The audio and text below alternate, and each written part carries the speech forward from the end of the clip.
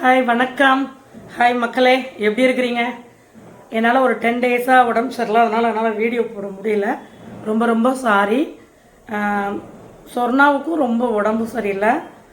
என்னை விட அவள் ரொம்ப ஊர்லேருந்து வந்தது தினத்துலேருந்தே உடம்பு சரியில்லை, அதனால் என்னால் வீடியோ போட முடியல. தப்பாக எடுத்துக்காதீங்க. சாரி.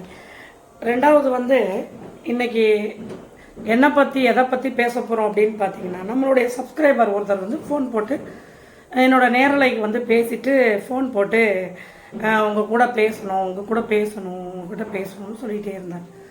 இல்லை உங்கள் கூட பேசணும் மேடம், உங்கள் ஃபோன் நம்பர் கொடுங்க, எனக்கு ரொம்ப பிடிக்கும், உங்களை எல்லாரையும் பிடிச்சிருக்குது, உங்கள் பொண்ணு பேசுகிற விதம், நீங்கள் பேசுகிற விதம் எல்லாமே பிடிச்சிருக்குது அப்படின்னாங்க. எல்லாருமே பொதுவாகவே நாங்களே ஒருத்தருக்கு பிடிச்சிருக்கோன்னா நம்ம அப்ரோச் பண்ணுறது, அவங்கக்கிட்ட பேசணும் நினைக்கிறது தப்பு இல்லை. ஓகே அப்படின்னு சொல்லிட்டு நாம் பேசணுன்னா என்கிட்ட ரொம்ப அன்பாக பேசுகிறாங்க. எல்லாம் பேசிகிட்டே இருக்கிறப்ப, மேடம் நான் உங்களுக்கு ஏதாவது பண்ணணும்னு நினைக்கிறேன் மேடம், நான் உங்களுக்கு பண்ணணும்னு நினைக்கிறேன், என்ன பண்ணலாம் சொல்லுங்கள் மேடம், கண்டிப்பாக நீங்கள் பண்ணி ஆகணும். இல்லைங்க எனக்கு எதுவுமே வேணான்னு நேரில் சொல்லி முடிச்சிட்டேன். மறுநாள் ஒரு வாசகமாக எழுதி அனுப்பியிருந்தார்.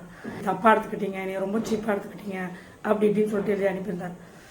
ஐயோ நம்ம ரொம்ப புண்படுத்திட்டோமோ, நல்ல மனிதரை நம்ம புண்படுத்திட்டோமோ சொல்லிட்டு, சரி ஓகே நீங்கள் என்ன வேணும்னு நீங்கள் என்ன நினைக்கிறீங்களோ அதை அனுப்புங்க, நான் எங்கள் ஹஸ்பண்ட்டை கேட்டுட்டு நான் சொல்கிறேன்ட்டு எங்கள் வீட்டார் இந்த மாதிரி பழக்கமே வேண்டாம் அப்படின்னா.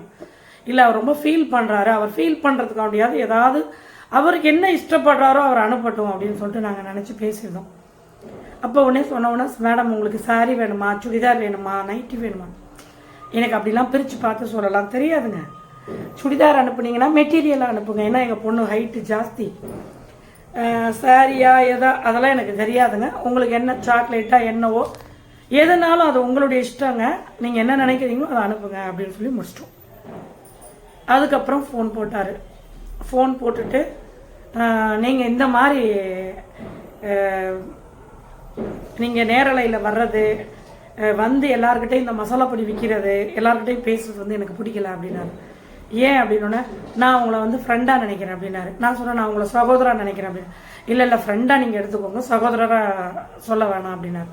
இல்லைங்க நான் ஃப்ரெண்டு சகோதரர் எல்லாமே எனக்கு ஒன்று தாங்க அப்படின்னு சொன்னேன். நான் சொன்ன உடனே அவர் என்ன சொன்னார், நீங்கள் இந்த நேரலையில் மசாலா பொடி விற்கிறது இதெல்லாம் வேண்டாம், இதெல்லாம் எனக்கு சுத்தமாக பிடிக்கவே இல்லை அப்படின்னு சொன்னார். உடனே நான் சொன்னேன், ஏன் அது என்னோட தொழில், என்னோட பிஸ்னஸ். இல்லை நீங்கள் கஷ்டப்படுறது எனக்கு பிடிக்கல. இதோட கண்டினியூட்டி அடுத்த ஷார்ட்ஸில் பாருங்கள், விளக்கமாக சொல்லியிருக்கேன்.